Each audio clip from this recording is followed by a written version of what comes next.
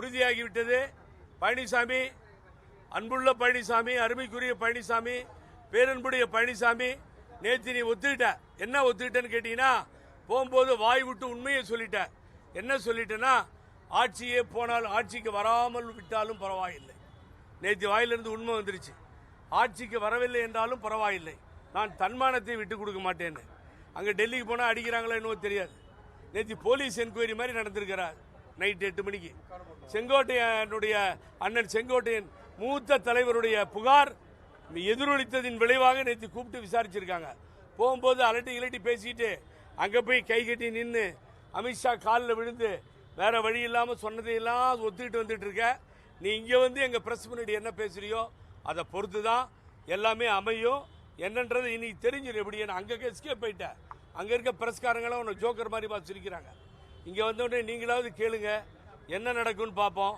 ஆனால் என்னுடைய அருமை அண்ணன், என் சகோதரர், மூத்த சகோதரர் ஓபிஎஸ் அவர்களுக்கும் சரி, போயஸ் தோட்டத்தில் இருக்கின்ற சசிகலா என்கின்ற சின்னம்மாவுக்கும் சரி, மற்றவர்களுக்கும் சரி, இனி காலம் தாழ்த்த வேண்டாம். அதோ தெரிகிறது தேர்தல். இதை தள்ளிக்கொண்டே போனால் பக்கத்தில் இருக்கவர்கள் பாதிக்கப்படுவார்கள். அண்ணனை பார்த்தா தான் காதில் சொல்லிட்டு வந்தேன் நான். ஆகவே தயவு செய்து இனி தாமதிப்பார்களே ஆனால் அது எடப்பாடிக்கு ஒரு பிளஸ் பாயிண்ட் ஆகிடும். விஜயனுடைய தாக்கம் பயங்கரமாக இருக்கிறது. அதை நான் மறைக்க விரும்பவில்லை. அது எதிர்கட்சிக்கே ஒரு அதிர்ச்சியை தந்திருக்கிறது. மாண்புமிகு முதல்வர் மீது மரியாதை வைத்திருப்பவன் நான். ஆனால் எடப்பாடிக்கு எவ்வளவு சலுகைகள் இந்த நாட்டிலே கொடுக்கிறார் என்று சொன்னால், எங்க வேணாலும் மீட்டிங் போட்டுக்கிறார், எங்க வேணாலும் ஊர்வலம் போறார், 10 அடிக்கு ஒரு தடவை கட் அவுட் வச்சுக்கிறார். இந்த அதிகாரத்தை யார் கொடுத்தது? கட் அவுட் வைக்கக்கூடாது உயர்நீதிமன்றம் சொல்லியும் எடப்பாடி பழனிசாமிக்கு வேண்டிய வசதிகளை இந்த அரசு செய்வது ஏன், செய்து தருவது ஏன்? அப்போ புதுசாக கட்சி தொடங்கின விஜய்க்கு 108 கண்டிஷன், 6 வண்டி போகக்கூடாது, 7 வண்டி போகக்கூடாது, ரெஸ்ட்ரிக்ட் பண்றது, 10 தடவை அலைய விடுறது தவறு. எழுச்சியான மக்கள், இளைஞர்கள் கூட்டம் பின்னால் போகிறது. அவன் பைத்தியக்காரங்க 4 பேர் பேசிட்டு இருக்கான். என்ன பேசுறான்னா, இது ஓட்டா மாறுமா? அந்த கூட்டமே பின்னாடி போற லட்சக்கணக்கான மக்கள், தொண்டர்கள் ஓட்டா மாறாது, வேட்டா மாறும். வேட்டாக மாறப்போகிறது வருங்காலத்தில். இப்படிதான் நடக்கும். ஆகவே தந்தை பெரியார் வாழ்க. தன்மானத்துக்கும் எடப்பாடி பழனிசாமிக்கும் சம்பந்தம் இல்லை. தயவு செஞ்சு எடப்பாடி பழனிசாமி தன்மானத்தை பத்தி எல்லாம் பேச முடியாது. துரோகத்தை பத்தி வேணா பேசலாம். நன்றி, வணக்கம்.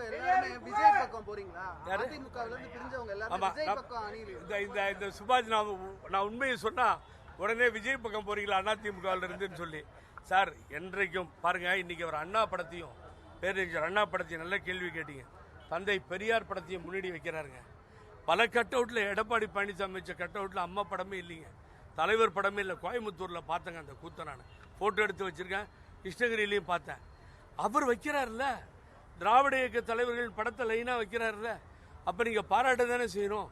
பக்கம் போறது வேணாம், நீங்க பக்கம் நிக்கிறது வேணாம், கட்சிக்கு போறது வேணாம். திராவிட இயக்க தலைவர்களை விஜய் கொண்டாடினால் நாங்கள் விஜயை கொண்டாடுவோம். என்ன தவறு என்ன இருக்கு? ஆகவே அது தவறல்ல. பல முடிவுகள், பல திருப்பங்கள் ஒரு மாதத்தில் ஏற்படும். நீ பொறுத்திருந்து பாருங்க. பழனிசாமிக்கு 4வது இடம், சீமானோடு பயங்கர மோதல் வரும். வாக்குகளை அதிகமாக சீமான் பெறுவார். 4வது இடத்திற்கு பழனிசாமி போவார் என்பதை நான் மாத்திரமல்ல, முன்னாள் பாரதிய ஜனதா கட்சியினுடைய தலைவர் அண்ணாமலையும் சொல்லியிருக்கிறார்.